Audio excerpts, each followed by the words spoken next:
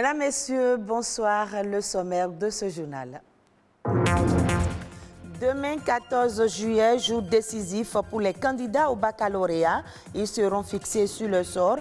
Quel est l'état d'esprit de certains d'entre eux à la veille de la proclamation des résultats? On en parle. Le marché agricole béninois est de plus en plus envahi et concurrencé par les produits importés. Il faut penser à des solutions pour protéger le Made in Bénin. Et puis, le Bénin regorge des sites et monuments touristiques, des biens culturels matériels qui perpétuent la mémoire des événements sociopolitiques du pays. Comment valoriser ce patrimoine matériel? La réponse dans ce journal. Les candidats à l'examen du baccalauréat 2021 seront fixés sur le sort de ce mercredi 14 juillet 2021 à 24 heures de la délibération et de la proclamation. Les candidats sont dans l'expectative. Ils attendent avec grande impatience. C'est la sérénité chez certains candidats et parents rencontrés à Cotonou et à Bomé-Calavi. État d'esprit des candidats avant les résultats du baccalauréat. C'est un reportage de Yunis Setondi, Donatien Falola et Patrick Adjagbodjou. C'est ici, avec d'autres jeunes de son quartier, que Élisée, 19 ans, candidat à l'examen du baccalauréat 2021, évacue le stress de l'attente des résultats.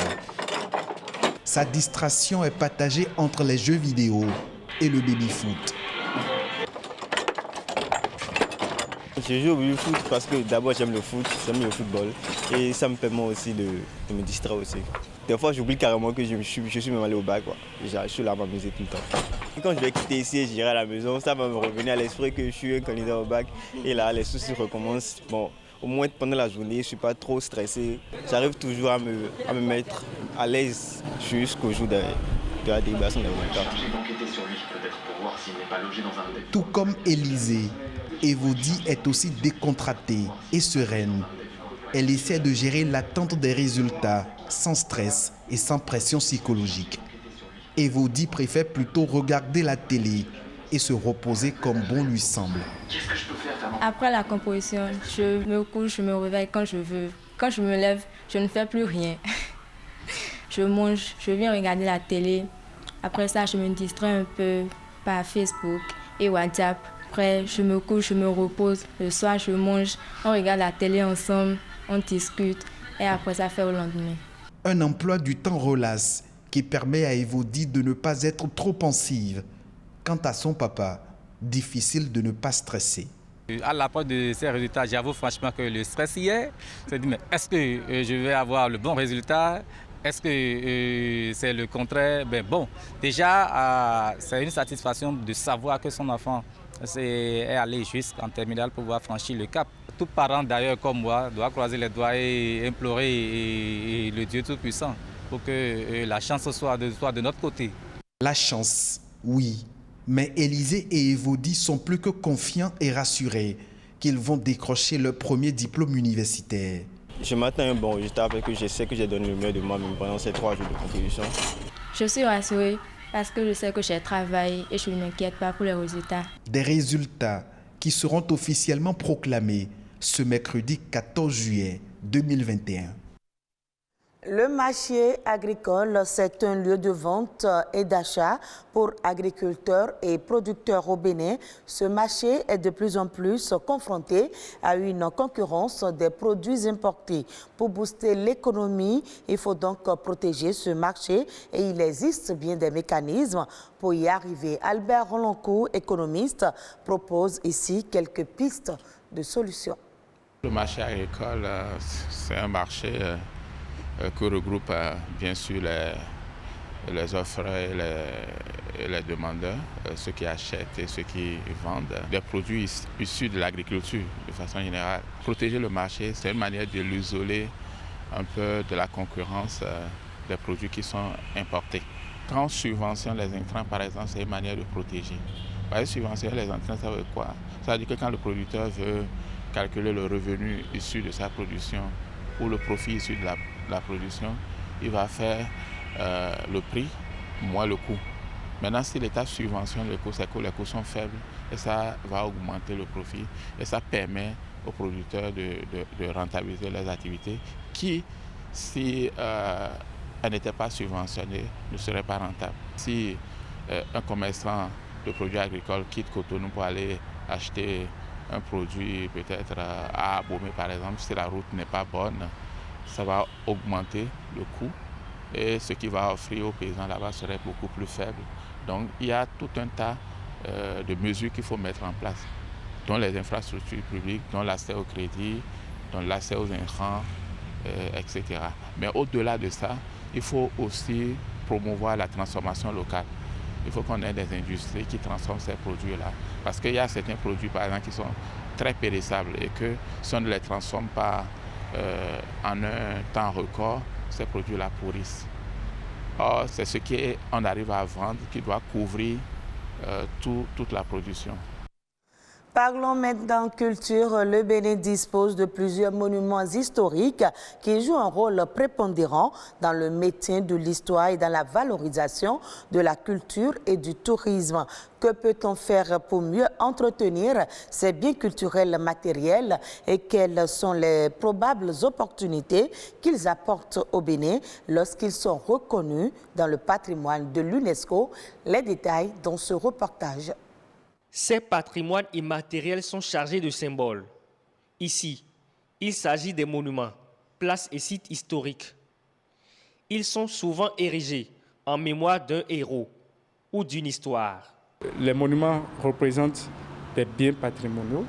Les monuments ici représentent des espaces où on va à la source de notre culture, de notre civilisation.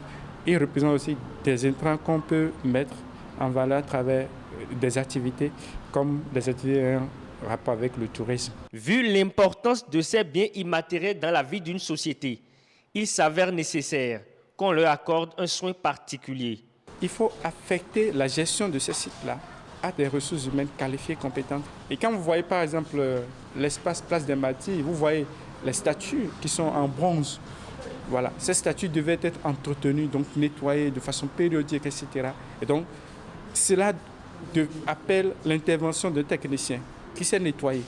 Voilà. Et aussi ça appelle aussi la mobilisation de ressources pour pouvoir faire le travail. À Cotonou, on peut énumérer près de 25 sites historiques et monuments, mais aucun d'entre eux n'est inscrit au patrimoine matériel de l'UNESCO. Quels sont alors les critères d'éligibilité? Il est question de voir quelle est l'importance ou le rôle que ce site ou monument a ou joue dans la culture de la communauté donnée. Quelle est la place que la communauté accorde à ce site ou à ces monuments?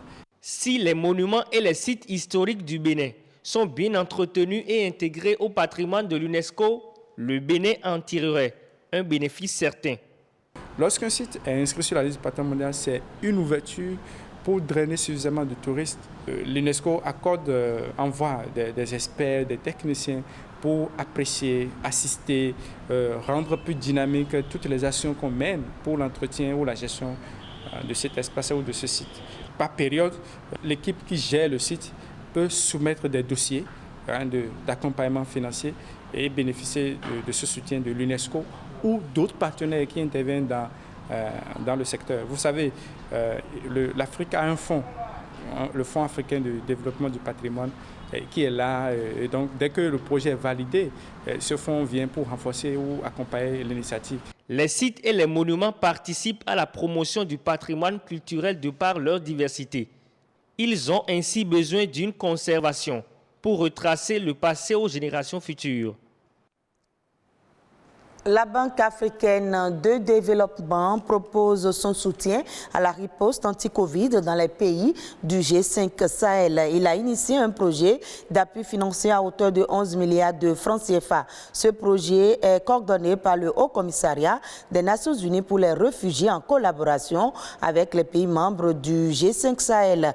Le projet vise à renforcer les capacités de réponse des différents pays face à la crise et à moderniser le système de surveillance surveillance épidémiologique. Il s'agit également de mettre en œuvre les mesures nationales de protection sociale en faveur des réfugiés et de leur communauté d'accueil et de contribuer enfin à appuyer les systèmes alimentaires et nutritionnels. Les autres sujets à l'international, c'est dans Eco Inter que nous propose Alessandra Diotan.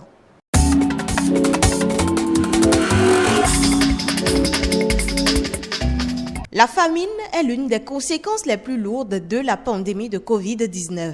D'après le nouveau rapport de l'ONG Oxfam, publié le 9 juillet dernier, le nombre de personnes souffrant de la famine a été multiplié par 6 depuis le début de la pandémie.